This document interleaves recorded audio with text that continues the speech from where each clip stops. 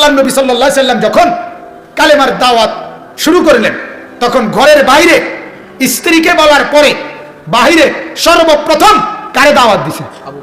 কেন? বন্ধুদের, সঙ্গীদের, ঘনিষ্ঠ মানুষটাকেই প্রথম কি করছে? প্রথম আবু বকর সিদ্দিককে দাওয়াত দিছে। আল্লাহ নবী যখন দাওয়াত দিছে, তখন আবু বকর সিদ্দিক বলছে, মা দলিলু আলা মা তাদঈ। আল্লাহ নবী সাল্লাল্লাহু আলাইহি সাল্লামকে আবু বকর বলল, মুহাম্মদ দোস্ত, তুমি যে নবী, এ কথার উপরে দলিল কি? তোমার দাবির উপরে? আল্লাহ নবী সাল্লাল্লাহু আলাইহি সাল্লাম, এখানে একটা নবীজির মুজিজা আছে, তাফসীরে আছে, তারিখেও আছে। হযরত আবু বকর সিদ্দিক রাদিয়াল্লাহু তাআলা পূর্বে একবার শাম দেশে ব্যবসা করতে গিয়ে আল্লাহ নবী সাল্লাল্লাহু আলাইহি আবু বকর সিদ্দিক একটা স্বপ্নে দেখছে।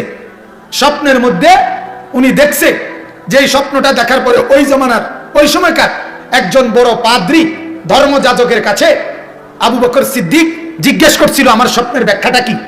তখন ওই পাদ্রী বলছিল, তোমার অঞ্চলে আখিরি নবী আসবে মুহাম্মদ, আর তুমি তার উপর ঈমান আনবে এবং তুমি তার ঘনিষ্ঠ সঙ্গী হবে, এটা হলো তোমার এই স্বপ্নের ব্যাখ্যা। এটা উনি তো শুনছে, কেডা? আবু বকর, আর কেউ জানে না। আজকে আল্লাহ নবীকে যখন আবু বকর সিদ্দিক বলছে, মুহাম্মদ তোমার নবুয়তের দলিল কি, যে দাবি তুমি করছো? আল্লাহ নবী সাল্লাল্লাহু আলাইহি সাল্লাম বললেন, রুইয়াকাল্লাতী রাআইতাহা বিশাম। আবু বকর, আজ থেকে অনেক দিন আগে শাম দেশে তুমি যেই স্বপ্ন দেখেছিলে, সেটাই আমার নবুয়তের দলিল। ফাআনাকাহু, হাদিসে আছে আবু বকর সিদ্দিক জড়ায় ধরছে, কোলাকুলি করছে, ওয়া কাব্বালা, আবার আল্লাহ নবীর কপাল মুবারকের মধ্যে চুমা দিয়া বলছে, মুহাম্মদ এটা তো পৃথিবীর কেউ জানতো না, তুমি যেহেতু বলে ফেললা, বুঝাই গেছে তোমার নবুয়তের দাবি সত্য, আমি কালেমা পড়ে মুসলমান হইলাম। সুবহানাল্লাহ, সুবহানাল্লাহ। ঠিক এই মেরাজ, এই যে রজব মাস, এই মেরাজের ব্যাপারেও মক্কার কাফেররা সর্বপ্রথম প্রশ্নটা করছে কারে? আবু বকর সিদ্দিক। দৌড়াইয়া গিয়েই বলছে কাফেররা, ও আবু বকর, তোমার দোস্ত কি কয় শুনছুনি? হন কি কয়? এতদিন তো কইছে কইছে, এখন কি কয়? গতকালকে রাত্রে বাইতুল মুকাদ্দাস গেছে, সেখান থেকে আল্লাহর দরবারে গেছে, ওইখান থেকে আবার জায়গা মতো ফিরাইয়া পড়ছে ভোর হইয়ার আগে আগেই। তাও এটা এখান থেকে বাইতুল মুকাদ্দাস যাইতে লাগে 1 মাস, আইতে লাগে 1 মাস। তোমার দোস্তে কয় রাইতে রাইতে গিয়া শুধু বাইতুল মুকাদ্দাস না, আরো উপরের থেকে ঘুরাই আলাইছে। এখন কি কইবা? কথা বুঝেন নাই? এখন কি কইবা? এখন কি কইবা? হাদিসের মধ্যে আছে, হযরত আবু বকর সিদ্দিক রাদিয়াল্লাহু তাআলা আনহু বলছে, আল্লাহর নবী বলছে তো, এটা রাসূলুল্লাহ বলছে কিনা আগে এটা কও। তখনও তিনি নবীজির সামনে যায় নাই, তিনি শুনে নাই নবীজির জবানে, শুধু কুরাইশদেরকে বলছে, তোমরা বলো তো নবীজি বলছে তো। আরে উনি কইছে দেখে তো কই, আমরা কি আনতে যে কই নাকি? কথা উনি বলছে যদি, তা আল্লাহর কসম আমি নিশ্চিন্তে এটা সত্য মনে করলাম। সুবহানাল্লাহ। এরপরে শুনেন না আশ্চর্য কথা, আবু বকরের যুক্তিটা শুনেন। বেশি অবাক, আমার কাছে বেশি সুবহানাল্লাহ লাগছে এইটা। আবু বকর সিদ্দিককে বলছে, আবু বকর তুমি এটা কেমনে কও? কিভাবে সম্ভব? এত রাত, আরে এত অল্প সময়ে ঘুরে আইসা সে কি বলতেছে এটা? আল্লাহ নবীর সাহাবী আবু বকর বলে, শোনো, এখন তো মুহাম্মদ আমার নবী, আমার বন্ধু, ঘুরে আইয়া কইছে নিজে, এইটা তোমার কাছে আশ্চর্য লাগে? আরে আমার বন্ধু এখানে বসা, কেউ একটা প্রশ্ন করে আর সেকেন্ডের ভিতরে আর শাজিম থেকে জিবরাইল আইসা বন্ধুকে এখানে বলে যায়, এটা আমার তো আরো বেশি আশ্চর্য লাগে। বুঝলেন কথাটা?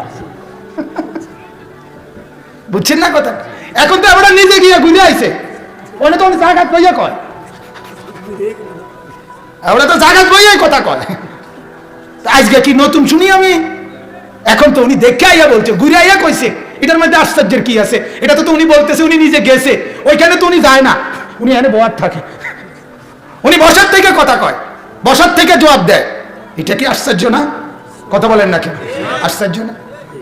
এখানে বসে যদি আমি কই যে এখন আমেরিকার অমুক তেহিতে ডান দিকে হাঁটতে আছে, বাম দিকে ঘুরতে আছে, আশ্চর্য না? এটা মহা আশ্চর্য না? তো আল্লাহু আকবার। তো আমার বাপ, এবার আমি আমার কথা শেষ করতে চাচ্ছি। আমার বলার এবার মূল উদ্দেশ্য এই কথাটা, সঙ্গী, উত্তম সঙ্গী আপনার জন্য কল্যাণী কল্যাণ। উত্তম সঙ্গী কি বলেন না? কল্যাণী কল্যাণ। মন্দ সঙ্গী আপনার জন্য কামারের দোকানদারের মতো। কামারের দোকানদারের ক্ষতি কি? আল্লাহর নবী নিজে উদাহরণ দিছে, তুমি যখন কামারের দোকানে ঢুকবা, সাথে সাথে তোমার নাকে প্রথম ঢুকলেই ধোঁয়ার দুর্গন্ধ ঢুকবে, এই প্রথম ক্ষতি। ঠিক কিনা বলেন?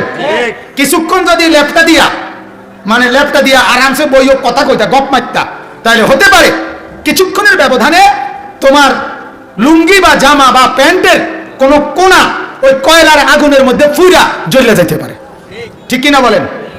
আর এরপরে যদি তুমি চলেও আসো, আচ্ছা বইলা না তো লুঙ্গি ছিটছে না বা প্যান্ট জ্বলছে না, বুঝলাম, কিন্তু যদি উঠেও চলে আসো কতক্ষণ বইয়া, নাকের মধ্যে যে দুর্গন্ধ, ধোঁয়ার নিছো, শরীরের মধ্যে যে দুর্গন্ধ লইছো, এইটার থেকে তো সরাইতে পারতা না।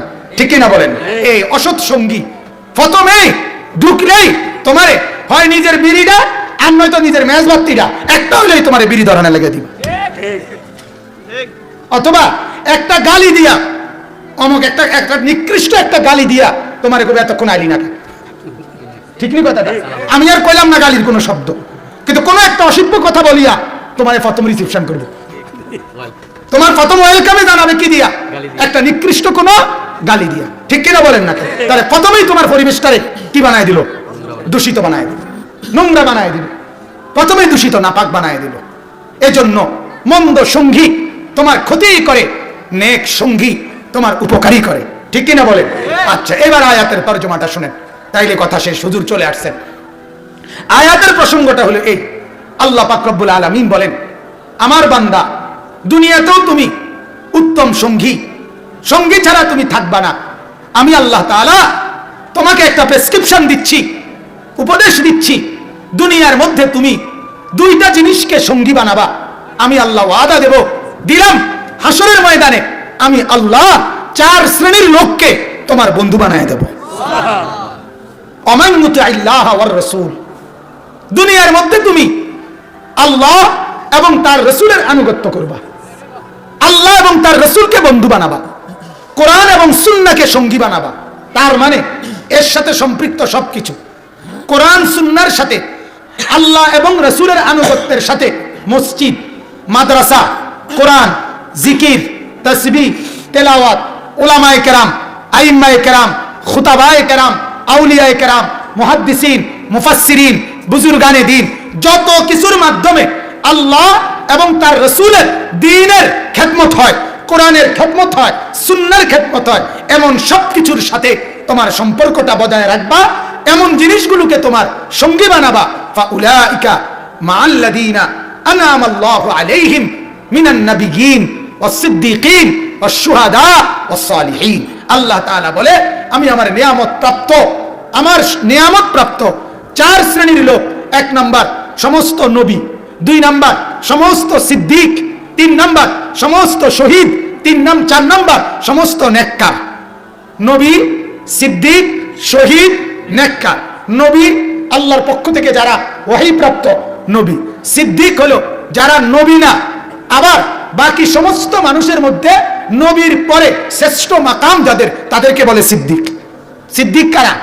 নবীর পরে বাকি সব মানুষের উপরে। কথা বুঝছেন কিনা? ওদেরকে বলে সিদ্দিক।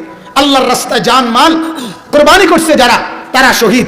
আর হালাল হারে, প্রকাশ্যে অপ্রকাশ্যে, একাকী এবং সম্মিলিত সর্বাবস্থায় আল্লাহর নাফরমানি করে না যারা, তারা নেককার। তারা কি বলেন না? নেককার। আল্লাহ তাআলা বলেন, এই 4 শ্রেণীর লোকের সাথে হাসরের মাঝে আমি তোমাকে সঙ্গী বানায় দেব, জান্নাতের মধ্যেও তোমাকে সঙ্গী বানায় দেব। ওয়া হাসুনা উলাইকা রাফিকা। আর আল্লাহ তাআলা বলে, যদি এদেরকে বন্ধু পাও তাহলে এটাই হবে তোমার জন্য বড় উত্তম। তুমি যদি হও নবীর বন্ধু, তুমি যদি হও নবীর সঙ্গী, সিদ্দিকের সঙ্গী, শহীদের সঙ্গী, নেককারের সঙ্গী, এটাই হবে তোমার জন্য বড় উত্তম। এরপর আল্লাহ বলেন, যালিকাল ফাদলু মিনাল্লাহ। আর এটা যদি আমি কাউকে দেই তাহলে এটাই হবে আমি আল্লাহর পক্ষ থেকে সবচেয়ে বড় দয়া, অনুগ্রহ। কোন আলেমের সঙ্গী, কোন নেককারের সঙ্গী, কোন আউলিয়ার সঙ্গী, নবীর সঙ্গী, সিদ্দিকের সঙ্গী, বুজুর্গদের সঙ্গী, এইটা তার সঙ্গী, আল্লাহর কসম সেই দুনিয়ার মধ্যে সবচেয়ে বড় দয়া, আখিরাতে সবচেয়ে বড় অনুগ্রহ পেল। ভাতের থালা, দালান, বিল্ডিং, দুনিয়ার মাল, দুনিয়ার সম্পদ, এই সব কিছু পেলেন, আল্লাহকে পেলেন না। রসুলকে পেলেন না, আল্লাহর কোন নেক বান্দার সোহবত পেলেন না, আসলেই সত্য কিছুই পেলেন না, কিছুই পেলেন না, কিছুই পেলেন না। তামাম দুনিয়া যে ভোগ করে আল্লাহ বলে কালিল, আর আমার কোরআন সুন্নাহ যে লাভ করে আল্লাহ বলে ফাকাদ উতিয়া খায়রান কাসীরা, তারে দিছি আমি অনেক অনেক বেশি বেশি কল্যাণ। সুবহানাল্লাহ। অতএব আমি আপনাদের কাছে এবার সর্বশেষ এই কথাটাই বলে বিদায় নিতে চাচ্ছি। এই কথাটা আমার উদ্দেশ্য এটা, আজকে আপনাদের কাছে আখিরাতে নবী, সিদ্দিক, শহীদ, নেককারদেরকে যদি বন্ধু বানান, সঙ্গী পেতে চান, আপনার দুনিয়ার হায়াতটা আল্লাহ এবং তার রসুলকে, কোরআন এবং সুন্নাহকে, উলামা, আইম্মাকে, আউলিয়া, বুজুর্গদেরকে আপনার সঙ্গী বানাইতে হবে। এবার একটা হাদিস আছে, আল্লাহর নবী সাল্লাল্লাহু আলাইহি সাল্লামের এক সাধারণ সাহাবী, আনাস থেকে বর্ণিত এক সাধারণ সাহাবী নবীজিকে একদিন জিজ্ঞেস করছিলেন, ও আল্লাহর নবী, কিয়ামত কোন দিন? নবীজি বলছে মা আদাত্তা লাহা, তুমি কিয়ামতের জন্য প্রস্তুতি নিছো কি? আল্লাহর নবী ওই সাহাবী বলে লা শাই, তেমন কিছু নাই নবী, তবে ইন্নী উহিব্বুল্লাহ ওয়া রাসূলাহু, আমি আল্লাহ এবং তার রাসূলকে ভালোবাসি। আল্লাহর নবী বলেন তাহলে যাকে তুমি তা ভালোবাসো তুমি তারই সঙ্গী হবা। আল মারউ মা মান আহাব্বা। হযরত আনাস বলে ঈমান গ্রহণ করার পরে আমরা সাহাবীরা আর কোনো কথায় নবীর এত খুশি হয় নাই, সেদিন যেই খুশি হইছি নবী বলছে যাকে ভালোবাসি তারই সঙ্গী হব হাসরে। আমরা সাক্ষী দিচ্ছি ইন্নানা নুহিব্বুল্লাহ ওয়া রাসূলাহু, আমরা আল্লাহকে ভালোবাসি, আমরা রাসূলকে ভালোবাসি। ওয়া আরজু আন নাকুনা মাআহুম, আশা করি হাসরে আমরা রাসূলের সঙ্গী হব। বলেন আলহামদুলিল্লাহ। অতএব একজন ইমানদার, একজন নেককার, আল্লাহর প্রিয় বান্দার তৃপ্তি এটার মধ্যেই শেষে নবীর সঙ্গী হবে, সিদ্দিকের সঙ্গী হবে, আউলিয়াদের সঙ্গী হবে, শুহাদাদের সঙ্গী হবে। কোন ফাসেক, কোন ফুজ্জার, কোন মদখোর, কোন গাঁজাখোর, কোন ফেন্সিখোর, কোন ডাইলখোর, কোন বাবাখোর, কোন হারামখোর, কোন নেশাখোর, কোন জুয়াখোর, এরকম নিকৃষ্ট মানুষের সঙ্গী হওয়ার চাইতে মরে যাওয়া অনেক ভালো, অনেক ভালো, অনেক ভালো। এজন্য যুবক, তুমি মাতালের সাথে ঘুরো না। যুবক যে নামাজ পড়ে না, সেজদা করে না, আল্লাহ চিনে না, আখিরাত চিনে না, নর্তকী ছাড়া, উলঙ্গ ছবি ছাড়া, জিনার ব্যভিচারের দৃশ্য ছাড়া যার জীবনে আর কোনো মজা নাই, যার জীবনে আর কোনো কিছু নাই, তুমি তার সঙ্গী হয়েও না, তুমি তার সাথে যেও না। যেই নর্তকী তোমারে প্রেমের ফাঁদে ফেলে তোমার জীবন যৌবন নষ্ট করছে, ওই নর্তকীর পিছনে পড়ো না, ওই অসভ্য মেয়ের পিছনে পড়ো না। ওইটা জানোয়ার, ওইটা ইবলিস, ওইটা শয়তান ছাড়া আর কিছু নেই। এই জন্য আমি অনুরোধ করি, যে কয়জন বুঝছেন আল্লাহ তাআলা আপনাদের সবাইকে আল্লাহর নেক বান্দাদের সঙ্গী হওয়ার তৌফিক দান করুক। আমিন।